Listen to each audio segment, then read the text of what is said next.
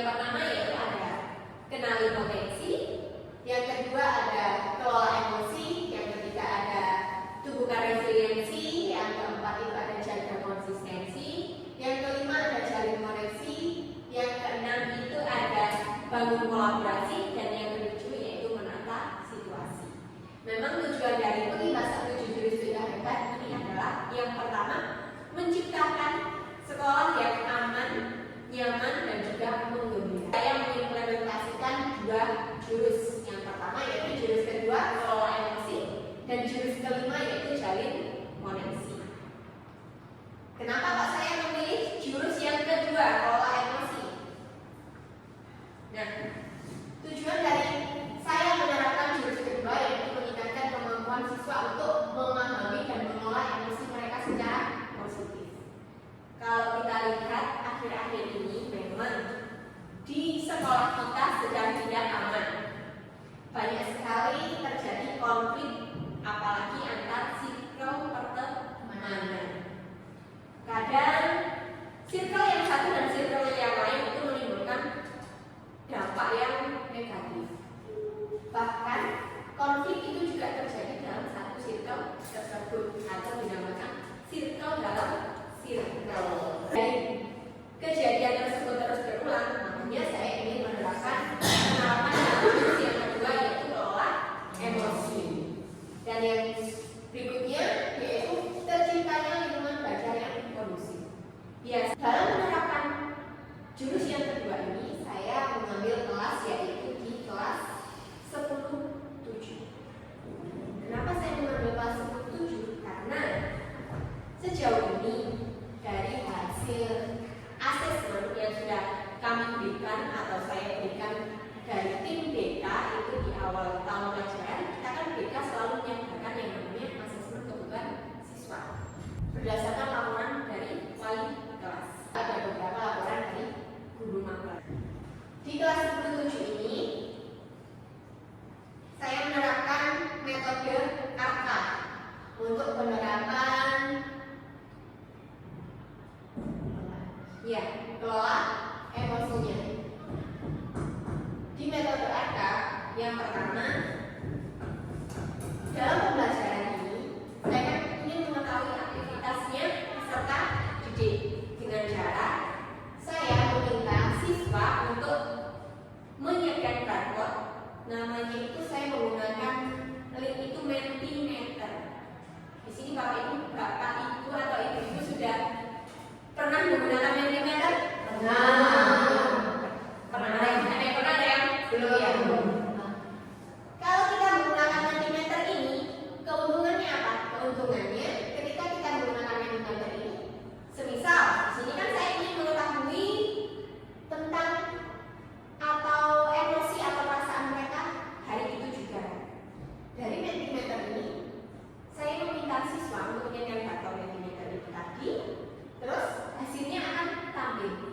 Ini saya mengambil sampel beberapa anak itu untuk maju ke depan kelas dan menceritakan apa sih penyebab yang membuat mereka hari itu tidak bahagia. Itulah konsep kedua. Di sini saya menjelaskan bahwa emosi kan judulnya kelola emosi. Nah, emosi sendiri itu bukan diibaratkan dengan marah, tetapi emosi itu dibagi menjadi 6. Dalam kita mengelola emosi ini bukan hanya tugas dari Bapak Ibu BK, tetapi guru maba setiap pembelajaran juga wajib menerapkan yang namanya pembelajaran sosial emosional. Di mana ketika itu saya berangkat pagi, kemudian saya itu lelah karena motor saya mogok. Kemudian saya ketemu Selanjutnya saya meminta mereka untuk mengaplikasikan dengan cara apa? Saya meminta siswa untuk membuat produk pilihan. Nah, ketika kita sedang emosi, kita itu butuh yang namanya jeda. Dalam membuat jeda itu kita bisa menggunakan yang namanya roda pilihan. Nah, roda pilihan itu seperti ini, Bapak Ibu. itu anak-anak sendiri. Ya, ini anak-anak sendiri yang buat. Jadi dalam roda pilihan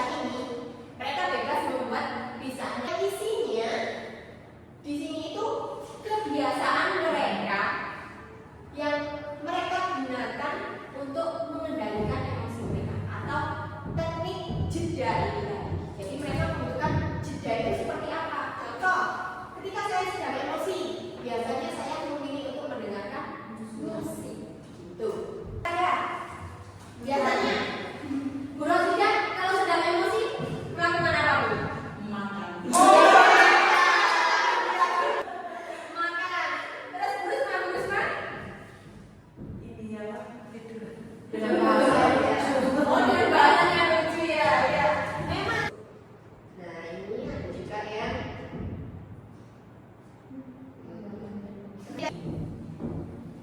jalin koneksi ini bertujuan untuk membantu siswa bertanggung jawab atas pilihan dan tindakan yang mereka lakukan dalam memenuhi kebutuhan. Ya, ini untuk khusus yang guru BK. Kalau guru BK dalam konseling realita ini biasanya digunakan kepada masalah-masalah yang seperti anak tersebut suka mencontek, sering membolos. Ini sebagai gambaran ya Ibu. Kalau di konseling realita itu ada tekniknya yaitu WBEP. Jadi ini alur yaitu namanya segitiga restitusi. Nah, segitiga restitusi ini yang bisa digunakan oleh guru mata pelajaran. Yang pertama yaitu dengan menstabilkan identitas. Kita bantu dulu siswa untuk mengetahui apa sih yang salah di dalam dirinya. Tapi sebelum membantu mereka mengetahui tersebut, kita harus membuat mereka aman dan nyaman dulu. Biasanya kalau siswa sudah merasa nyaman dengan kita, mereka dengan sendirinya akan lebih terbuka dengan kita. Mungkin biasa kita kalau misalkan di kelas itu ada masalah dengan siapa itu beberapa kelas itu ini Mencari solusinya sendiri. Jadi dengan kesadaran mereka yang menemukan solusinya sendiri. Kalau kita membantu mereka menanyakan keyakinan, mengajak siswa untuk merefleksikan nilai-nilai yang mereka pegang dan bagaimana tindakan yang bertentangan dengan keyakinan tersebut. Memang di jalin koneksi ini kan ya Bu Fifty, monggo. Sebelumnya saya mengucapkan terima kasih buat materi yang sudah disampaikan, sangat membantu sekali ya Ibu, karena saya sendiri juga merupakan ibu yang masih muda dan jujur saya sejauh ini kadang-kala juga mengalami kesulitan dalam melakukan pendekatan kepada siswa, apalagi mapel saya itu matematika, jadi banyak siswa yang merasa matematika ini sulit gitu. Pada akhirnya mereka membatasi diri dengan saya. Dan dari materi yang Ibu berikan hari ini itu memberikan gambaran kepada saya apa yang harusnya saya lakukan, bagaimana seharusnya saya memberikan sikap saya kepada siswa sehingga saya bisa memberikan rasa aman dan nyaman kepada siswa tersebut, sehingga mungkin melalui rasa aman dan nyaman tersebut siswa bisa lebih terbuka kepada saya bagaimana mereka kesulitan yang mereka hadapi dalam pelajaran matematika, sehingga saya sendiri juga bisa menyelami apa yang harus saya lakukan, materi mana yang seharusnya saya kenali melalui kepada mereka. Terima kasih. Terima kasih Pak Baliknya. Ya, itu tadi pemaparan praktik baik dari saya. Jadi yang harus kita ingat adalah kita perlu jeda bukan